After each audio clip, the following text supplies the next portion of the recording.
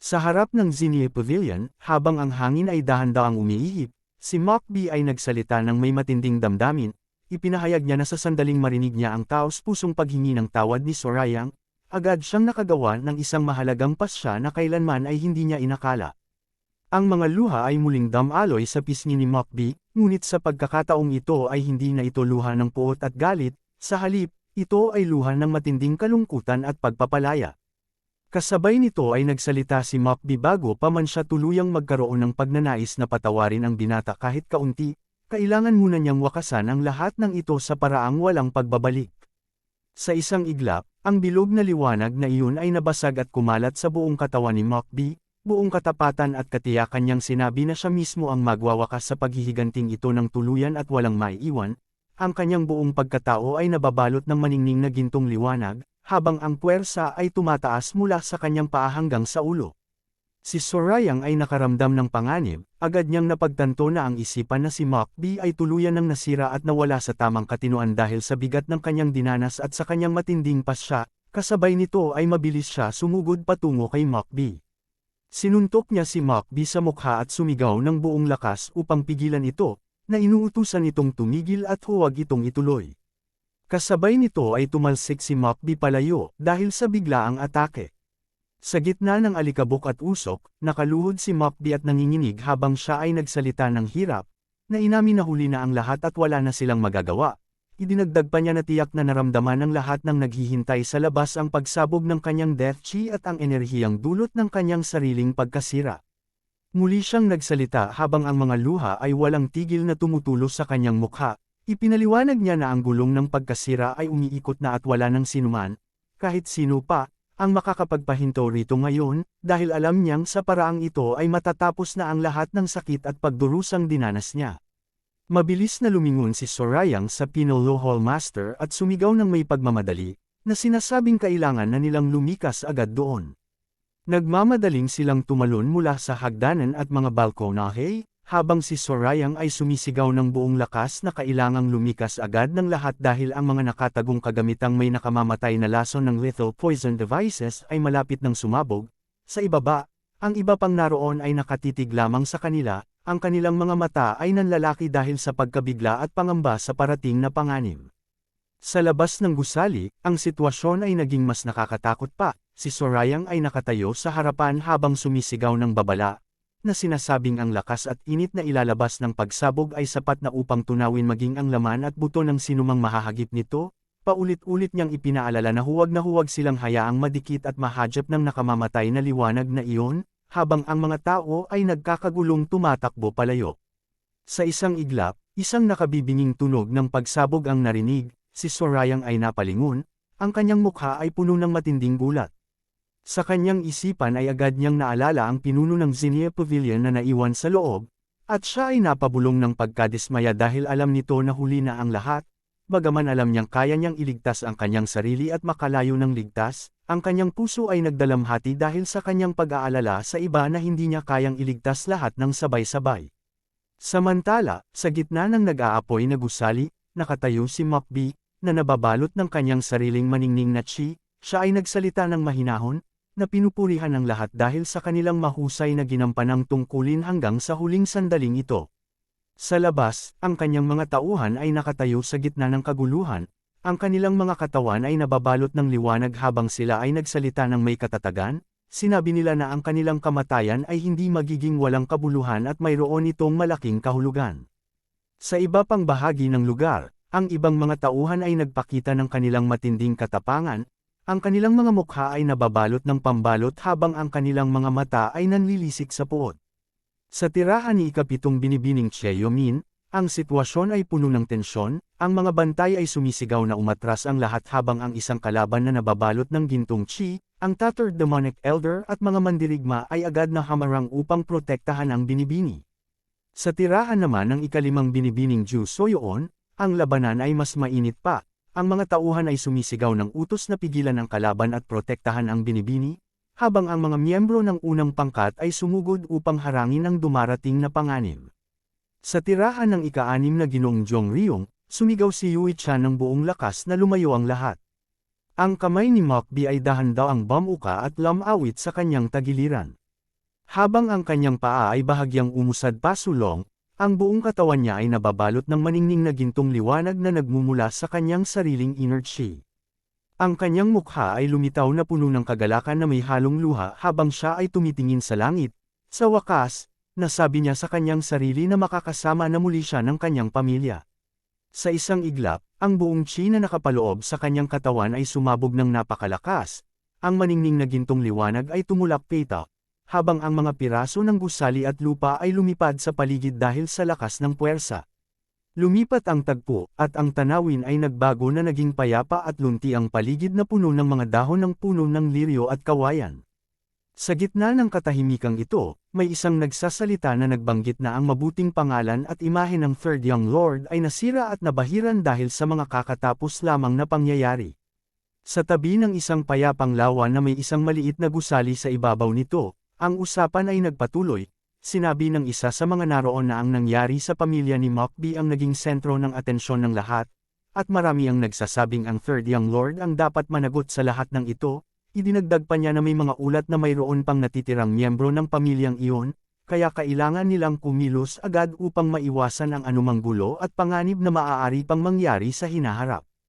Sa gitna ng usapan, nakatayo ang Demon Lord. Siya ay nagsalita ng mahina ngunit malinaw, na sinasabing nauunawaan niya ang lahat.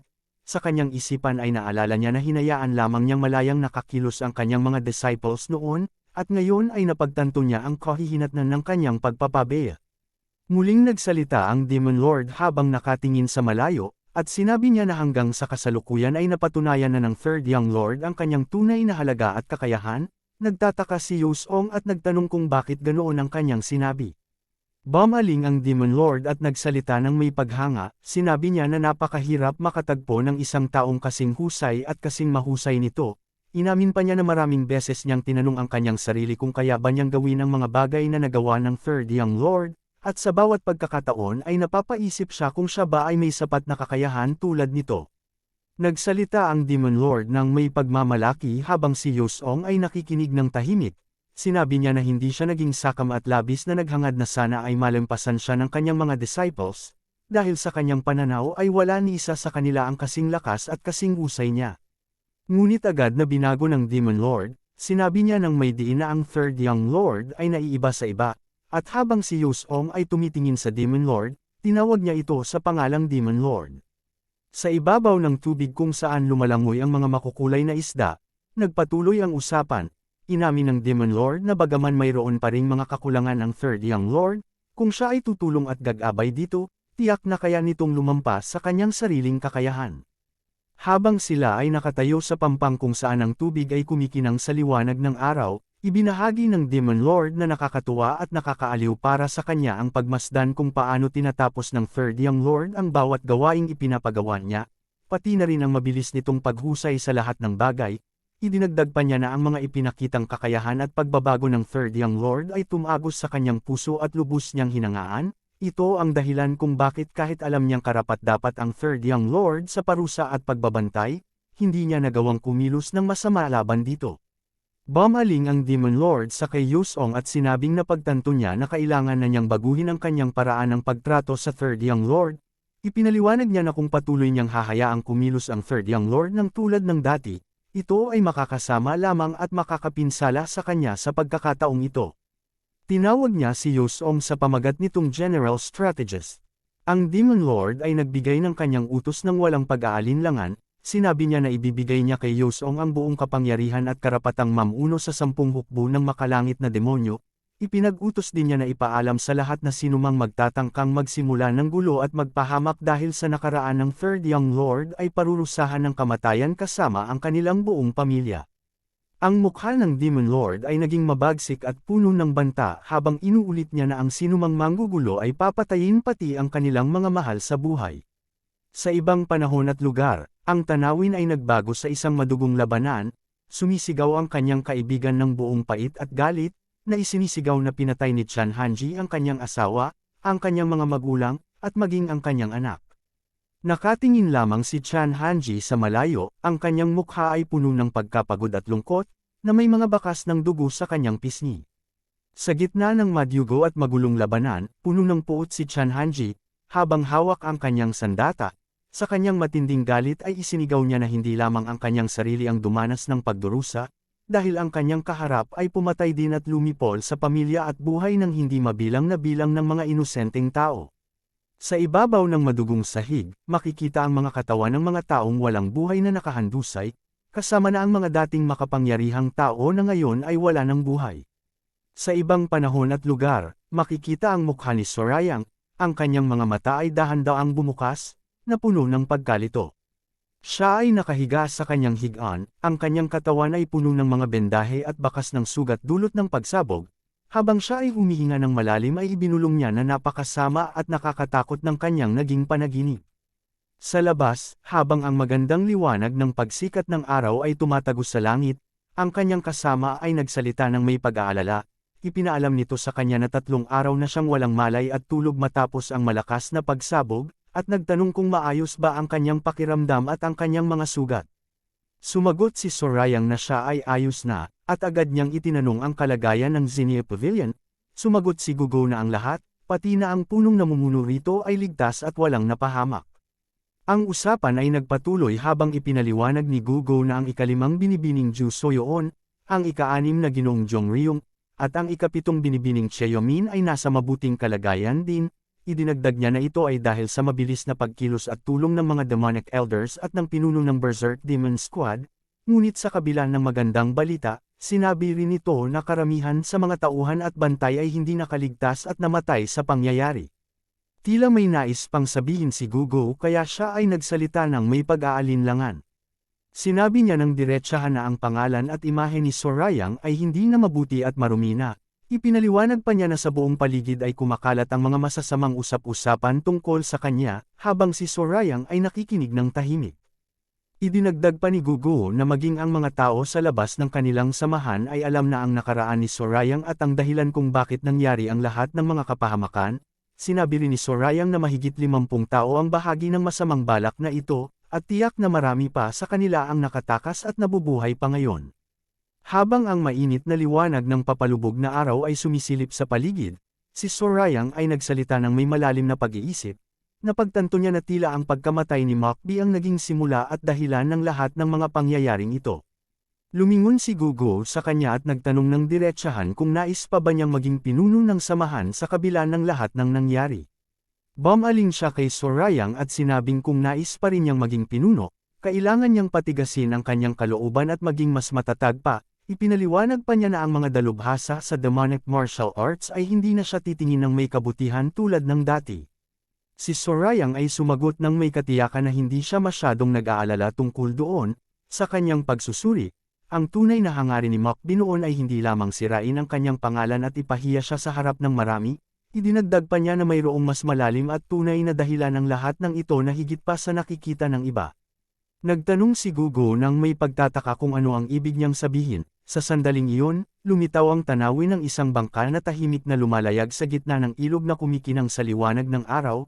Sumagot si Sorayang na ang dahilan ay ang pagpapatunay ng pagkakaroon at pagtiyak na ang kanilang buhay at kamatayan ay hindi makakalimutan. Ipinaliwanag pa niya na kahit hindi sila lubos na malalakas, bilang mga dalubhasa sa sining ng demonyo, hindi nila matanggap ang kaisipan na sila ay mawawala lamang ng walang nakaalaala sa kanila. Hindi nila nais na ang kanilang sariling kamatayan at maging ang pagkawala ng kanilang pamilya ay tuluyang makalilimutan ng mundo. Dahil dito, nais niyang malaman ng lahat ang dahilan kung bakit nila hinanggad na mamatay si Sorayang. Idinagdag pa niya na ang lahat ng ito ay hindi para sa kanilang sarili, kundi para sa alaala at karangalan ng kanilang mga mahal sa buhay. Dagdag pa niya nang may pagkaunawa na kung ganoon, isa lamang ang maaari nilang gawin. Dahan-daang hinawakan ni Sorayang ang bendahe na nakapulupot sa kanyang katawan, na tila hawak niya ang bigat ng nakaraan at mga sugat na dulot nito. Sa wakas ay sinabi niya ng diretsahan na ang tanging paraan ay ang paghihiganti. Idinagdag pa niya na sa katotohanan, siya rin ay ganoon din ang nararamdaman at sitwasyon. Sa pampang ng ilog kung saan ang tubig ay kumikinang sa liwanag ng papalubog na araw, nagsalita si Gugo ng prangka. Sinabi niya kay Sorayang na sa katotohanan, dati ay talagang napakasama ng kanyang ugali at pagkatao. Si Sorayang ay sumagot ng may pagtanggap at kaluwagan, na sinasabing tila nga iyon ang katotohanan. Bumaling si Gugo kay Sorayang at nagtanong ng may pag-iisip kung ano naman ang kanyang kalagayan ngayon. lumingon si Sorayang nang may pagtataka.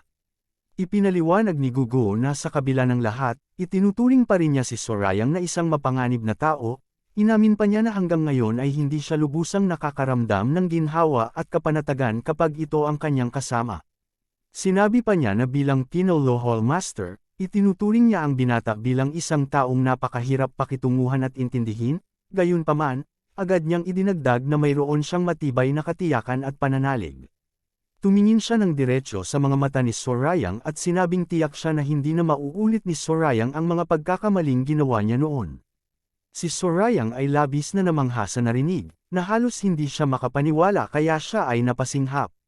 Ngumiti si Sorayang nang may halong tuwa, na sinasabing hindi niya inakalang maririnig niya ang mga salitang iyon mula kay Gugo. Sa kanyang kalooban, kakaiba man ito ay nakaramdam siya ng matinding kapanatagan at kaluwagan sa narinig. Muling nagsalita si Gugo ng may pagbibiro, na sinasabing alisin na nito ang masamang ekspresyon sa mukha at inumin na ang gamot. Sinagot siya ni Sorayang nang may pagtutol na dapat sana ay mas maayos ang pagtrato at paggalang sa kanya, ngunit sinagot lang siya ni Gugo na kailangan na niyang masanay sa ganitong pakikitungo. Sa gitna ng kanilang pag-uusap, narinig nila ang tunog ng mga kabayo at bulong na paparating. Nagtanong si Sorayang kung hindi ba iyon ang karwahe na galing mismo sa Demon God Palace. Agad na sumang-ayon si Gugo, na kinumpirma na tama ang kanyang hinala. Si Sorayang ay agad na napabuntong hininga at napahawak sa kanyang ulo dahil sa inis. Sinabi niya nang may pagkadismaya na wala siyang ganang makita at makausap ang Demon Lord sa kasalukuyang pagkakataon. Sa tabi ng payapang lawa kung saan makikita ang mga dahon ng liryo na lumulutang sa ibabaw ng tubig, ang Demon Lord ay nagsalita ng may katiyakan. Sinabi niya na ang lahat ng naging sagabal at pinagmumula ng gulo para kay Sorayang ay kanyang naaksyonan na. Inamin niya pa na ang lahat ng taong sangkot sa masamang balak ay kanyang ipinadakip na lahat. Lumingon si Sorayang nang may pagtataka, ang kanyang mga mata ay nanlaki habang tinatanong kung siya ba ang nag-ayos at naglinis ng kaguluhang kanyang naiwan. Ipinaliwanag ng Demon Lord na ginawa niya ito para sa kapakanan ng samahan. Sinabi niya na hindi niya maaaring hayaang malayang nakakilos ang mga taong iyon lalo't nangyari lamang ang pagtataksil at kaguluhan kamakailan lamang. Tinanong siya ni Sorayang kung alam niya ang buong katotohanan mula pa sa simula. Sumagot ang Demon Lord ng diretsahan na oo, alam niya ang lahat. Ang Demon Lord ay nagsalita muli, sa kanyang kalooban ay tinanong niya ang kanyang sarili kung bakit hindi niya ito niresolba at naayos para kay Sorayang ng mas maaga pa, habang si Sorayang ay nakatingin lamang sa kanya. Hindi makapaniwala sa sinasabi ng Demon Lord. Natahimik na lamang si Sorayang, at sinabi niya na ayos lamang iyon at huwag na itong alalahanin. Dagdag pa niya na sinasabing tiyak na iisipin sana ng Demon Lord ang kanyang tungkulin ang pag-aasikaso ng mga bagay na iyon. Alam ng Demon Lord ang kaisipan at pagkatao niya, nabatid niya na hindi ito hihiling ng tulong kung kaya naman niyang gawin ang kanyang tungkulin. Ang Demon Lord ay sumagot ng may pag-aamin, ang kanyang tinig ay mahina ngunit malinaw. Inamin niya na siya ay nagkamali sa pagkakataong iyon. Si Sorayang ay labis na namangha, na halos hindi siya makahinga sa gulat. Ang kanyang mga mata ay nanlaki at ang kanyang mukha ay puno ng pagkabigla habang siya ay bumubulong sa kanyang sarili na nagkamali ba talaga ang Demon Lord. Sa kanyang seryosong mukha, kanyang inamin na hindi niya dapat hinayaang mangyari ang mga pangyayaring iyon, lalo na para sa ikabubuti at kaligtasan ng buong samahan ng cult. Bumaling siya kay Sorayang at sinabing matagal niyang pinagmasdan at pinag-aralan ng may malaking interes kung paano nito nilulutas ang mga suliraning dumarating sa kanya. Idinagdag pa niya na inaasahan sana niyang sa pagkakataong ito ay gayon din ang gagawin ni Sorayang, na siya mismo ang maglilinis at mag-aayos ng gulo. Sa pagpapatuloy ng kanyang paliwanag, inihalin tulad ng Demon Lord si Sorayang sa isang sandata at talam na sapat na ang talas at lakas. Ipinaliwanag niya na ang isang sandatang nahasa ng husto ay dapat nang ibalik sa lalagyan nito, at ang muling paghahasa rito kahit hindi kailangan ay isang hanggal na gawain. Sinabi pa niya na ito ay maaaring pag-aaksaya lamang ng panahon, at ang mas masama pa rito ay maaari pang ang makapinsala at makasira sa mismong sandata. Bumaling siya ng diretsyo kay Sorayang at muling sinabi na iyon ang dahilan kung bakit inaamin niyang siya ay nagkamali. Agad na tumutol si Sorayang, ang kanyang mukha ay puno ng katapatan habang sinasabing hindi nagkamali ang Demon Lord. Ipinaliwanag niya na ang mga pangyayaring iyon ay bagay na dapat sana ay siya ang baalang asikasuhin at harapin, ngunit mariing niyang sinabi na hindi, dahil bagay iyon na hindi niya dapat gawin sa simula pa lamang. Sinabi ng Demon Lord na kahit ganoon ay nagawa na ito ni Sorayang. Sa sandaling iyon, natahimik si Sorayang sa sinabi ng Demon Lord. Sa kanyang paliwanag, sinabi ng Demon Lord na kung nakakaramdam man ito ng pagsisisi para sa mga naging biktima ng pangyayari, sapat na iyon, idinagdag pa niya na hindi tama na sirain at pabayaan ang sariling buhay dahil lamang sa bigat ng konsensya, dahil sa una pa lamang ay hindi naman ganoon ang pagkatao ni Sorayang, agad na nagtanong ang Demon Lord kung bakit iyon mismo ang ginagawa ni Sorayang. Yumuko ng bahagya si Sorayang habang sinasabing hindi niya maalala ang kanyang nakaraan. Gayunpaman, buong katapatan niyang idinagdag na kung mayroon mang kasalanan at pagkakamaling ginawa niya noon, siya ang dapat na tumanggap ng pananagutan para rito. Ang langit sa kanilang itaas ay biglang nagdilim at naging mabagyo, kasabay ng malakas na kulog na dumagundong, habang nagtanong ang Demon Lord kung paano niya iyon gagawin. Sa gitna ng malakas na hangin, ang Demon Lord ay muling nagtanong ng may lalim kung tunay bang nais niyang bigyan ng kapanatagan at kaluwagan ang mga nasaktan at namatay. Ang Demon Lord ay nagsalita ng walang pag-aalinlangan, sinabi niya kay Sorayang na kung ganoon ang nais nito ay dapat itong mamatay doon din mismo. Sa oras na iyon din, nanlaki ang mga mata ni Sorayang sa gulat at hindi makapaniwala sa narinig. Sinabi niya na kanyang ipapahayag sa lahat na ang pagkamatay ni Sorayang ay isang marangal at matapang na pagsasakripisyo. Sa pamamagitan nito, ang mga demonic martial artists na nagsalita ng masama at humusga kay Sorayang ay mapapahiya at mapapatunayang mali ang kanilang paratang. Ang langit ay nanatiling madilim at puno ng ulap, habang muling nagsalita ang Demon Lord ng may diin, sinabi niya na hindi dapat mamatay si Sorayang dahil lamang sa mga taong iyon at para sa kanilang kapakanan. Ipinaliwanag ng Demon Lord na nakakaramdam man ng awa at pakikiramay si Sorayang sa mga biktima, ngunit hindi naman talaga nito itinuturing ang sarili na salarin at may kasalanan. Idinagdag pa niya na ang dahilan nito ay dahil sa katotohanang hindi talaga naaalala ng binata ang mga pangyayari noon. Nagtanong ang Demon Lord nang may pagdududa kung siya ba ay nagkakamali sa kanyang nararamdaman, walang sumagot agad, tanging ang katahimikan lamang ang umiral. Sa refleksyon ng tubig ay makikita ang anino ni Sorayang habang nagsalita muli ang Demon Lord. Sinabi niyang dapat niyang alisin ang walang kabuluhang pakikiramay at ang kalituhang dulot ng mga maling kaisipan sa kanyang isipan. Idinagdag pa niya na ang paggawa nito ay mas makakabuti pa para sa mga taong inaakala niyang nasaktan niya. Tumingin si Sorayang sa Demon Lord, nagtanong kung paano ito nalalaman ng Demon Lord, at kung ito ba ay tunay na isang Diyos na nakakaalam ng lahat.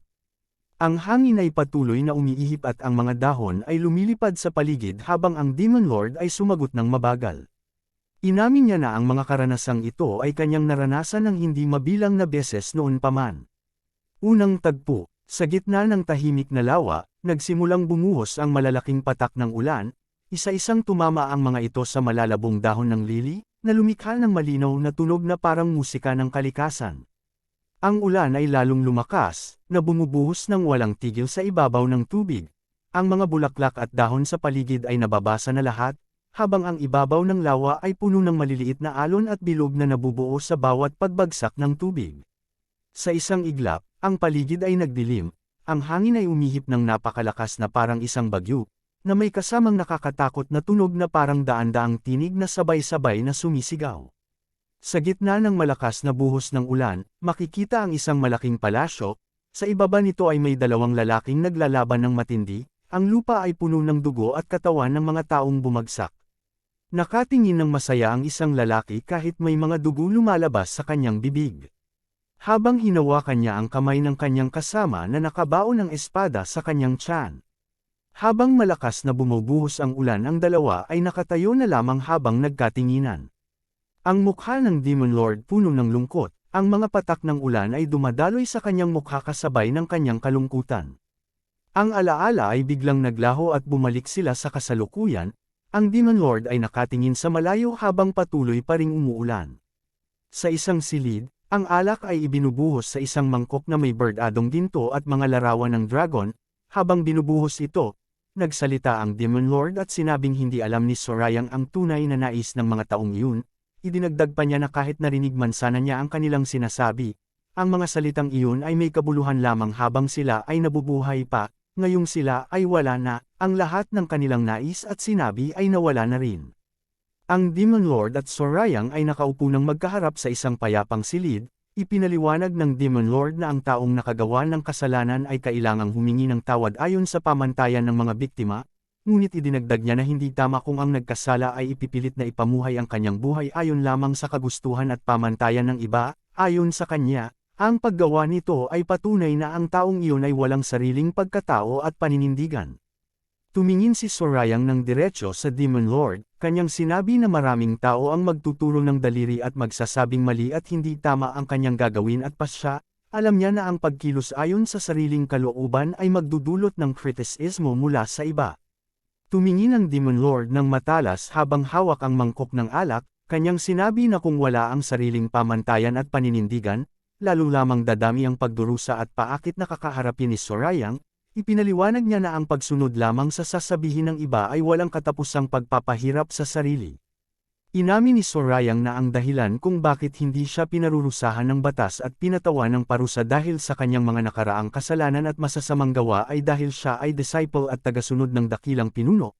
Alam niya na ang kanyang kalagayan ay espesyal, at ang kanyang salita ay puno ng pasasalamat ngunit may halong pagkilala sa katotohanan ito. Ang Demon Lord ay sumagot ng walang pag-aalinlangan habang dahan-daw ang itinataas ang mangkok patungo sa kanyang bibig. Kanyang kinumpirma na ang sinabi ni Sorayang ay totoo at walang pagkakamali rito. Tumingin si Sorayang ng may kuryosidad at matinding seryosohan, nagtanong siya kung ganoon nga ba, ay wala siyang dapat ipag-alala kahit nawasakin at sirain pa niya ang divine cult sa paraang kanyang nanaisin at naisipan. Ang Demon Lord ay sumagot ng diretsahan, sinabi niya na ang pasyang iyon ay nasa kamay ni Sorayang at karapat-dapat niyang pagpasyahan, gayunpaman, agad niyang idinagdag na tiyak na pipigilan niya ito kung gagawin pa man ito bago pa siya tuluyang maging pinuno ng samahan. Sa sandaling iyon, bahagyang gumuhit ang ngiti sa labi ni Sorayang, isang ngiti na puno ng kaluwagan. Umupo siya ng mastuwid, ang kanyang mga kamao ay nakasarado, binigkas niya na ang pinakamahalaga sa lahat ay ang kanyang sarili, ang kanyang pagkatao, kalooban, at pasya. Ang ulan ay patuloy na bumubuhos habang ang Demon Lord ay nagsalita muli, kinumpirma niya ang sinabi ni Sorayang, na ang lahat ay nakadepende sa kakayahan nitong harapin ang mga kahihinatnan ng pasyang ginawa ayon sa sariling pamantayan. Ipinaalala rin niya na halos mawala ang buhay ni Sorayang dahil sa kanyang mga ginawa noon, at ang ganitong pangyayari ay karaniwan lamang sa lupain ng Murem. Sa huli, kanyang ipinaliwanag na ang taong gumaganti at ang taong pinaghihigantihan ay parehong namumuhay at namamatay ayon lamang sa sarili nilang pamantayan at prinsipyo. Tinitigan ng Demon Lord si Sorayang ng may lalim at seryosohan, at nagtanong kung kaya ba nitong makaramdam ng tunay na sakit at pagdurusa para sa mga taong sinasabi niyang nasaktan niya noon. Agad at walang pag-aalinlangang sumagot si Sorayang na hindi. Hindi tumigil ang Demon Lord sa kanyang pagsusuri, at muling nagtanong ng may diin kung kaya ba nitong itapon ang sariling buhay para sa kanila at bilang kabayaran sa kasalanang ginawa. Si Sorayang ay tiningnan lamang siya ng diretsyo, kinikilala niya ang kanyang pagkakamali, hindi pa rin niya kayang isakripisyo ang kanyang sariling buhay para sa mga taong wala na at hindi na maibabalik pa. Sa pagdinig ng mga sagot na ito, muli siyang bumaling kay Sorayang at nagtanong kung ano nga ba ang balak nitong gawin para sa mga taong iyon, kung hindi man siya nakakaramdam ng sakit at hindi rin naman niya kayang ayalay ang kanyang buhay. Sa halip na sumagot agad, mahigpit na ikinuyom ni Sorayang ang kanyang kamao. Pagkaraan ng ilang sandaling pag-iisip, sa wakas ay ibinuka ni Sorayang ang kanyang bibig. Sinabi niya na pag-iisipan pa niya ito ng mabuti. Alam niyang hindi ito simpleng bagay lamang na madaling sagutin at gawin, kaya kailangan niyang pag-aralan ng husto ang tamang paraan at hakbang na nararapat niyang gawin. Ang Demon Lord ay nanatiling tahimik matapos marinig ang sagot ni Sorayang. Sa huli ay binalik ng Demon Lord ang tingin kay Sorayang at nagsalita ng may bahagyang pagbibiro. Sinabi niya na akala niya ay alam na agad ni Sorayang ang sagot sa mga tanong na iyon. Idinagdag pa niya na sa mga kakatwang bagay at ganitong mga pagkakataon, kitang-kita ang pagkakaiba ng kanilang edad at karanasan, na parang sinasabing bagamat matalino si Sorayang, kulang pa rin ito sa karanasan sa mga ganitong malalalim na usapin ng buhay at kalooban. Ang langit sa kanilang itaas ay dahan-daw ang lumino at ang liwanag ay tumagos mula sa mga ulap. Muli nagsalita ang Demon Lord ng may katiyakan. Sinabi niya na kung si Sorayang ay wala pang sariling pamantayan at prinsipyong sinusunod, ang kailangan lamang nitong gawin ay itakda at likhain ito para sa sarili. Ipinaliwanag niya na hindi kailangang magkaroon agad nito, dahil ang mahalaga ay ang paglikha ng sariling batayan na magiging gabay sa bawat pasya at kilos. Sa huli, sinabi ng Demon Lord na iyon lamang ang kanyang nais sabihin. Unang tagpo, sa gitna ng payapang tanawin kung saan matatagpuan ang isang magandang pavilion sa gitna ng lawa, nagsalita si Sorayang. Sinabi niya na tila napakaraming sinabi at ibinahaging kaisipan ng Demon Lord sa araw na ito. Bilang sagot, seryosong sumagot ang Demon Lord na kanyang nagawa ito dahil hindi niya matiis na makita at masaksihan ang kamangmangan at maling paraan ng pagkilos na ipinapakita ni Sorayang. Ipinaliwanag niya na ang dahilan kung bakit siya nagsalita ng mahaba ay dahil hindi niya maaaring palayasin at paalisin si Sorayang, kaya ang tanging paraan na natitira ay ang tulungan nitong maunawaan ang katotohanan at tamang kaisipan. Sa pagdinig nito, buong pusong ipinahayag ni Sorayang ang kanyang pasasalamat sa Demon Lord. Alam niya na ang mga sinabing iyon ay para sa kanyang ikabubuti. Ang Demon Lord ay biglang tumayo at ibinigay ang utos na sumama sa kanya si Sorayang. Sinabi niya na isa sa ilalim niya ito sa isang huling pagsusulit upang matukoy kung karapat-dapat ba siyang maging kahalili at tagapagmana ng pamumuno. Nanlaki ang mga mata ni Sorayang sa gulat, at siya ay nagtanong kung tunay nga bang may darating na pagsusulit. Habang nakatalikod at nagsisimulang lumakad, mariing sinabi ng Demon Lord na ang pagsusulit na ito ay isang labanan at tunggalian. Idinagdag pa niya na kapag hindi nakapasa o nabigo si Sorayang sa pagkakataong ito, wala nang ibang laban at pagsubok na darating pa. Ipinaliwanag niya ang magiging kapalit ng tagumpay. Sinabi niya na kapag nagtagumpay si Sorayang, tuturuan niya ito at ituturing na parang tunay na kahalili. Gaya ng ginagawa ng isang pinuno ng cult sa kanyang itinalagang tagapagmana, ipinadama niya na ang tagumpay ay nangangahulugan ng ganap na pagtanggap at pagtitiwala. Gayunpaman, binalaan din niya na sa kasalukuyan ay hindi maganda ang takbo ng kanyang pag-unlad dahil sa marumi at maling kaisipang kanyang taglay. Tinitigan ng Demon Lord si Sorayang ng matalas habang sinasabi na kung hindi nito mapatunayan ang pagiging matalas at talam ng kanyang talam, na sumisimbolo sa kanyang lakas, kaisipan, at kakayahan, ay hinding-hindi ito magiging kanyang kahalili. Lumipat ang tanawin sa Heavenly Demon Divine Cult. Sa loob ng isang silid na puno ng mga aklat at kasulatan, nagtanong si Yosong kay Gugo ng may paggalang kung ano ang kanyang nais at kung ano ang nangyayari. Nagtanong siya ng may pagtataka kung naglalaban ba sa kasalukuyan ang Demon Lord at ang Third Young Lord. Sumagot si Gugo ng diretsahan na tila nga iyon ang nangyayari. Ang tanawin ay lumipat sa labas, kung saan ang malawak na Demon God Palace ay nanginginig dahil sa lakas ng nagbabanggang kapangyarihan. Humanga si Gugo at nagsabing kamangha-mangha ito. Ibinalita niya na ang formation at mahiwagang balot na itinayo sa paligid ng palasyo ay dinisenyo upang sipsipin at bawasan ang lakas ng anumang pagkabigla. Ngunit kahit gayon ay damang-dama pa rin ang kanilang labanan. Idinagdag pa niya na ang antas ng kapangyarihang narating ng Demon Lord ay hindi na kayang isipin at sukatin ng sinuman, at dahil ang Third Young Lord ay nasa antas ng Ultimate Demon Realm, hindi na nakakapagtaka na ang kanilang paghaharap ay lumikha ng ganitong kalaking kaguluhan at ingay sa buong paligid. Tinanong ni Yosong kay Gugo na tila napakarami nitong alam at impormasyon tungkol kay Sorayang, ngunit nanatiling tahimik si Gugo sa kanyang mga sinabi. Agad na napagtanto ni Yosong ang kanyang sinabi, at siya ay nagmamadaling humingi ng paumanhin. Kanyang sinabing siya ay nagpapasensya na, at nilinaw na wala siyang ibig ipahiwatig at itago sa kanyang mga sinabi. Sumagot si Gugo ng kalmado at maikli na alam niya iyon. Nakatingin na lamang si Yosong nang may pagtataka. Sa huli, sinabi ni Yosong na huwag na lamang itong pag-usapan, kanyang ibinalita na tapos na siya sa kanyang mga gawain para sa araw na ito, at sa halip ay tila mas masarap at mas kailangan niya ng inumin upang makapagpahinga. Agad niyang kinuha ang isang bote ng alak na gawa sa salamin, itinaas ito habang nakangiti at inalok kay Gugo kung nais ba nitong sumama sa kanyang pag-inom. Sinabi niya na siya ay namamangha sa nangyayari. Habang ibinubuhos ni Yosong ang alak sa tasa na lumikha ng malinaw na tunog, nagtanong si Gugo kung bakit ganito ang sinasabi nito, dahil inaakala sana niyang iba ang isasagot nito. Agad na nagbago ang mukha ni Yosong mula sa pagiging masaya patungo sa pagkainis. Itinama niya si Gugo at mariing sinabi na hindi siya umiinom habang oras ng trabaho, at kaya nitong umiinom ng mag-isa kung gugustuhin niya. Sa kanyang kalooban, nagsusumamo si Yosong na kahit papaano ay ngumiti man lang sana ito, kahit pilit lamang, upang magaan ang pakiramdam sa pagitan nila. Ang tanawin ay lumipat sa labas, kung saan ang mataas at marilag na gusali ay nagniningning sa liwanag ng araw. Mula sa loob ay may nagtanong ng diretsahan kung paano ang naging takbo at resulta ng mga pangyayari. Sumagot si Gugo na tila hindi naintindihan at nagtanong pabalik kung ano ang tinutukoy nito. Nilinaw ni Yosong ang kanyang tinutukoy na noong lumapit si Shin Wei upang mag-alok ng isang pakikipagtulungan at mungkahi. Muli siyang nagtanong kung sa pagkakataong iyon ay natukso ba o nahikayat siyang sumama at tanggapin ang alok ng mga ito. Ang tanawin ay biglang nagbago at ipinakita ang mukha ni Shin Wei, na may nakakatakot ngiti. Siya ay nagtanong ng may lalim at panghahamon kung hindi ba ito nagnanais ng kapangyarihan. Mula sa dilim, narinig ang isang maikli ngunit matatag na sagot na oo. Bahagyang nagulat si Yosong ngunit agad ding bumalik sa pagiging kalmado habang siya ay nagsasalita.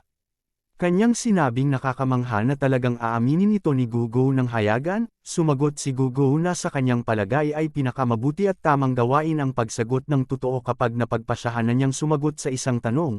Bahagyang natawa si Yosong habang umiinom mula sa kanyang tasa.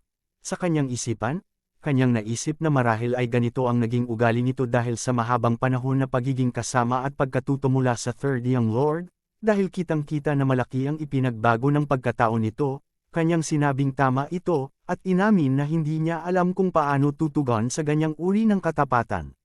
Nagtanong pabalik si Gugo kung ano naman ang tungkol sa kanya, nagulat si Yosong at nagtanong pabalik kung siya ba ang tinutukoy nito. Agad na nilinaw ni Gugo na sinusuri at sinusukat siya nito, at tinatansya kung siya ba ay maituturing na panganib o banta. Tinanong niya kay Yosong kung ano ang palagay at pananaw nito sa mga pangyayari at sa kanyang sarili. Bahagyang natawa si Yosong habang ang kanyang kamay ay bahagyang nanginginig at tumama sa mesa kasabay ng kanyang pagkatuklas. Inamin niya ng may hiya na nahalata na siya nito, at inamin din na nararapat lamang na sumagot siya ng tapat dahil nauna na ang kanyang kasama na gumawa nito. Pagkatapos, buong katapatan niyang sinabi na tunay talagang nais at hangad niyang makainom at makasalo sa inuman kasama nito, at hindi dahil sa nais lamang niyang alamin ang nilalaman ng isipan at tuklasin ang lihim nito. Sinabi niya na tila maayos pa rin ang kalagayan nito at nananatili pa rin itong isang taong puno ng hangarin at ambisyon. Idinagdag pa niya na ang kanyang pag-aanyaya ay walang halong pagtatangka, kundi simpleng pagnanais lamang na makasama ito.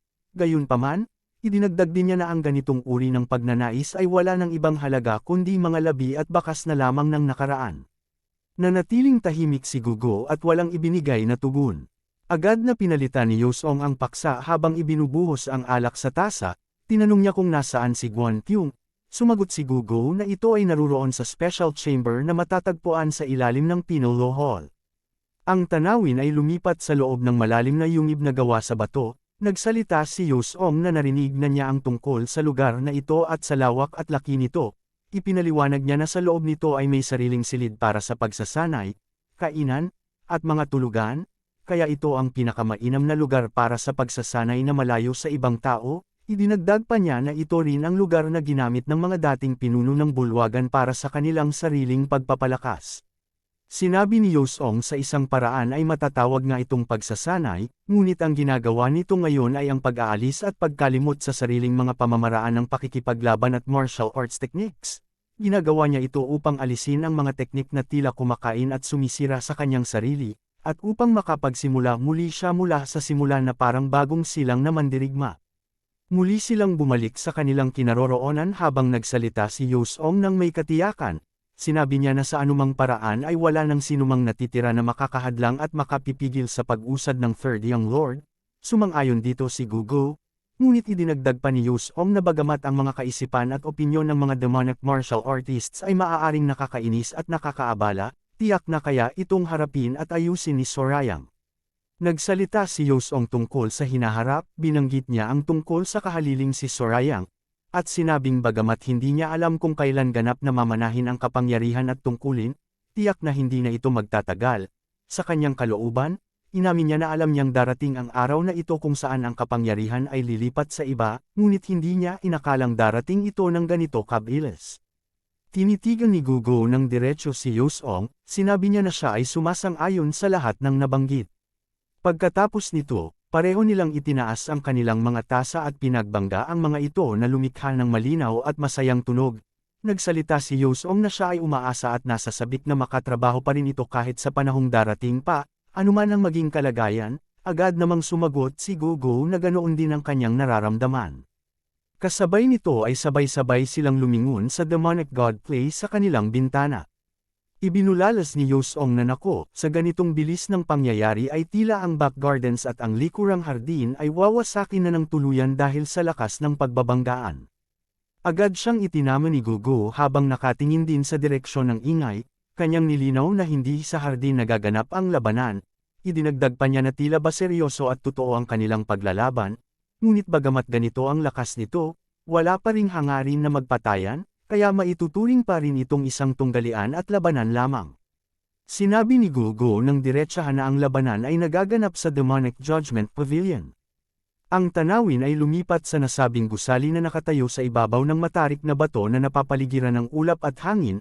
Nagpatuloy si Gogo sa pagsasabi na walang ibang lugar na angkop at kayang sumalo at pigil sa lakas ng demonic martial arts na ginagamit ng Demon Lord maliban sa lugar na ito.